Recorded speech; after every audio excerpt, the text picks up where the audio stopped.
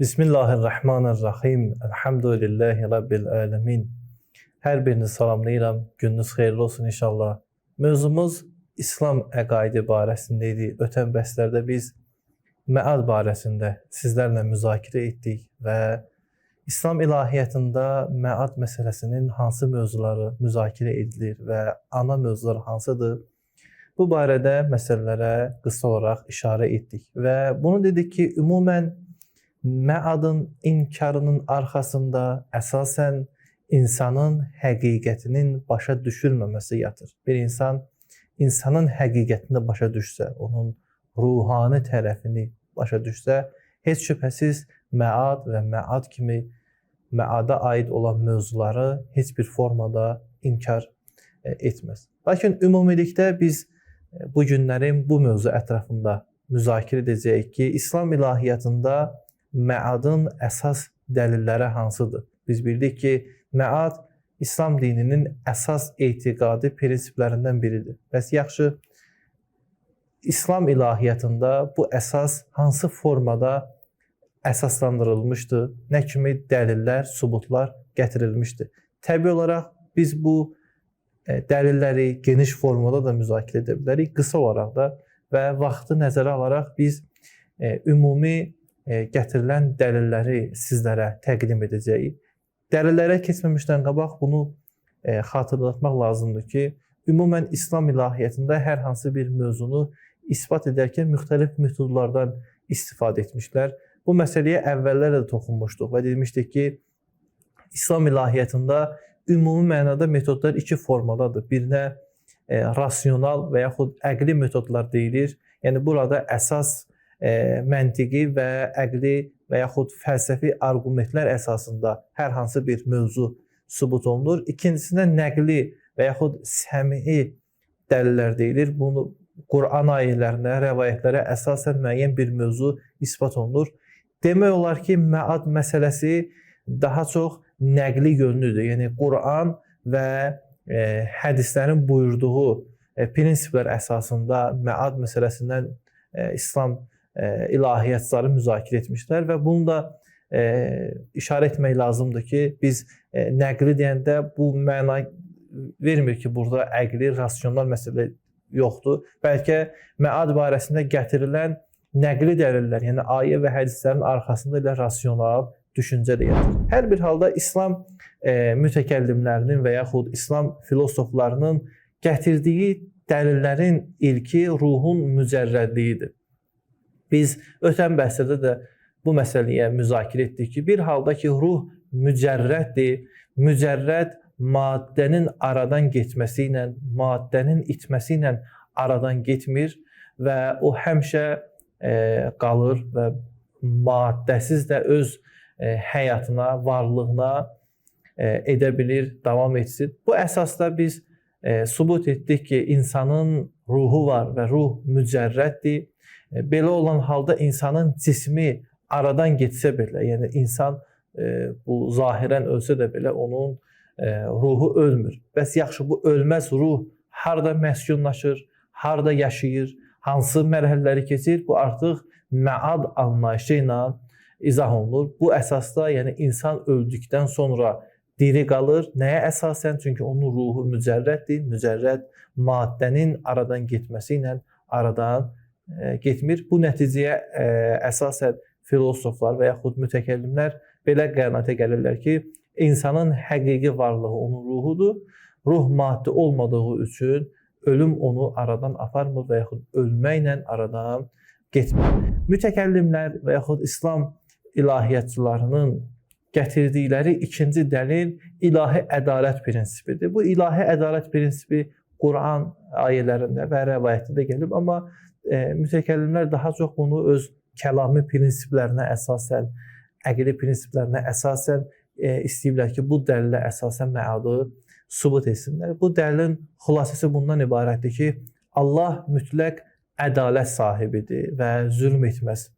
Yəni biz Allahı adil olaraq tanıyırıq. Adil, Allahın ədaləti elə bir formadadır ki, zərrə qədər heç bir məxluqa, heç bir yaranmışa zülm etməz.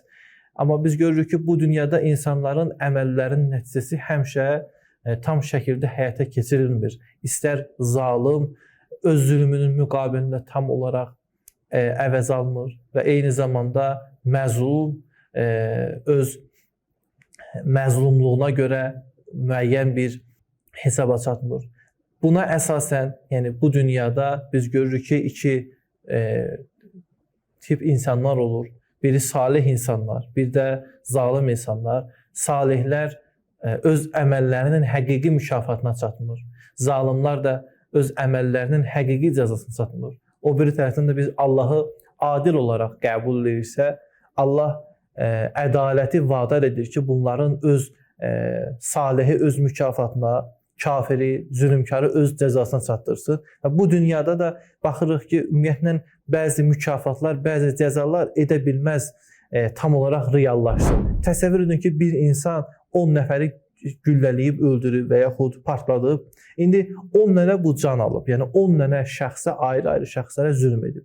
İndi bunu əgər məsələn qisas da olsa belə 10 nəfərdən biri bunu öldürəcək. 9-un yenə də burada onlara olunan bu zülm yerdə qalacaq. Demək, ilahi ədalət tələb edir ki, adətlə bu kiçik bir zülmün cəzasını tamlığı ilə versin. Yəni 9 dənə canı aldığı üçün 9 dəfə bunun gələ canlı qisas olar. Bu təbii olaraq bu dünyada gerçəkləşə bir məsələ deyil. İslam ilahiyyatları bu prinsipə əsasən, Allahın ədalət prinsipinə əsasən deyiblər ki, mütləqdir ki, məad olmalıdır, insanlar öldükdən sonra dirilməlidirlər və salihlər həqiqi mükafatlara çatmalıdırlar, zalimlar isə öz cəzalarına çatmalıdırlar. Quran-ı Kərimdə bu dəlillərdən başqa digər dəlillər də var. Onlardan biri Allahın mütləq qüdrət sahibi olmaqdır. Bilirsiniz ki, Quran-ı Kərimdə bir çox ayələr gəlib Peyğəmbərə və yaxud müminlərə istehzanla deyirlər ki, bu sümükləri kim dirildəcək qiyamət günü, bunlar necə dirildəcək, bunlar torpağa bulaşıb və s. falan. Bunlar əslində məadı inkar etmirlər, mümkünsüz bilmirlər. Bəlkə biraz bunu öz düşüncələrinə uyğun bilmirlər. Və Quran-ı Kərim bu prinsipi deyir ki, bunları o şəxs dirildəcək ki, elə bunları yaradıb.